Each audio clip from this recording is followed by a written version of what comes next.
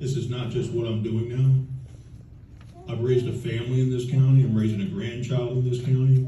I've worked in this county for 30 years. I've lived here for 35 years. But I'm one guy and I can't do it on my own. So I need the team, my teammates here at Pasco County, and we need all of you to work together.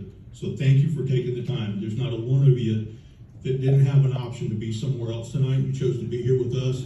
So thank you for doing that. We encourage all of you, when you get an opportunity later on, to come forward and please share. Please do that. So when we look at 2.1 and we look at the goals to make homelessness rare, brief, and non-recurring, what are we talking about? Rare, we want it to happen as little as possible, as least often as possible. So how do we prevent that? Anytime we can take measures to keep someone housed, it's much better than trying to rehouse someone, and much more difficult to rehouse someone once they're out of the domicile that they're in. Whatever their arrangements are, whatever they are, is better than having none. So whatever efforts between our groups that we can take to keep them in that house and to provide affordable housing and to provide jobs that pay a wage where they can stay in their homes, it's important that we collectively work together to do that. It's important that if they do become unhoused, that situation, that circumstance is as brief as it possibly can. Because we know from studies, we know from our own engagement with unhoused population, that the longer they're unhoused, it's much more difficult for them to have the mindset necessary to overcome the challenges that brought them to those circumstances of them being unhoused.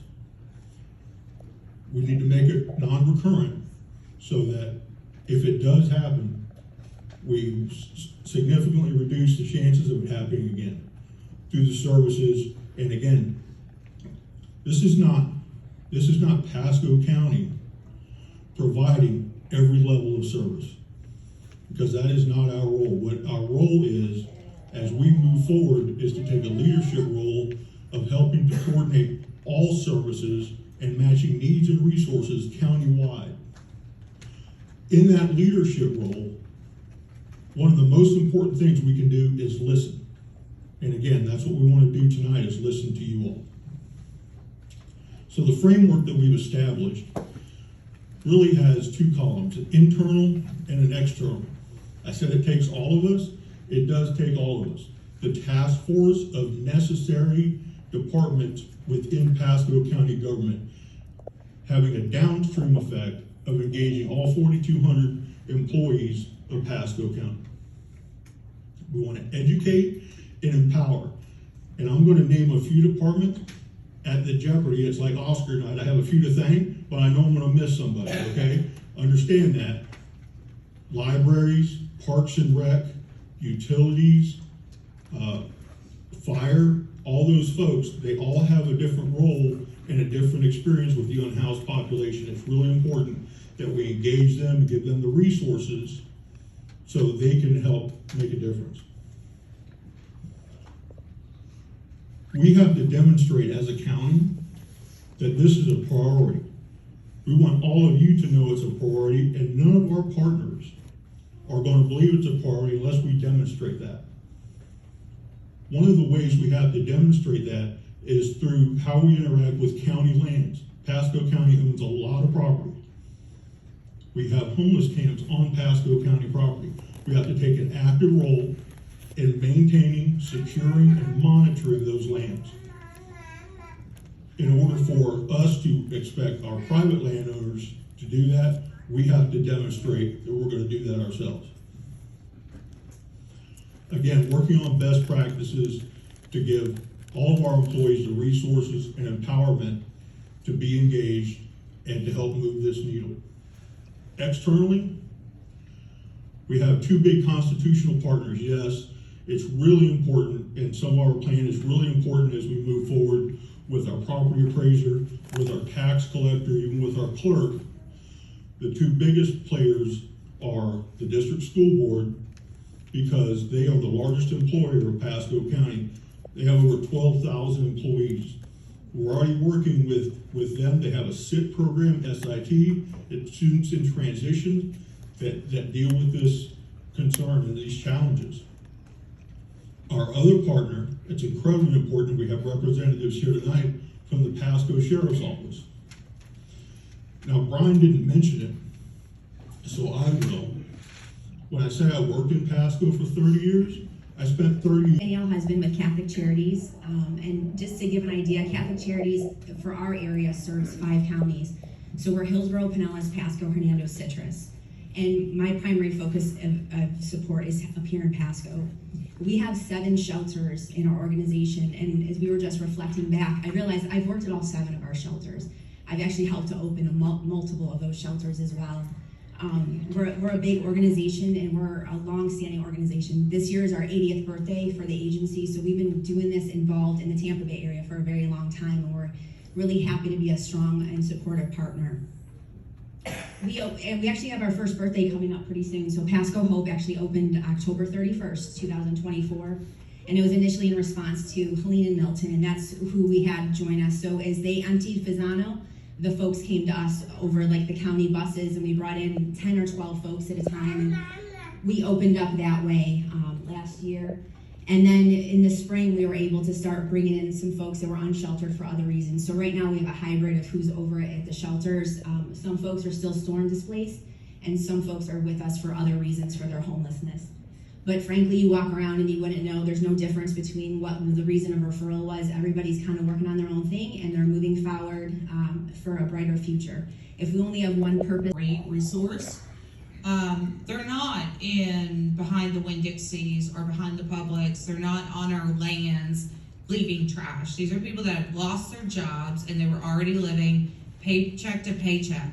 They don't have medical care anymore. They don't have anything, nothing to their name.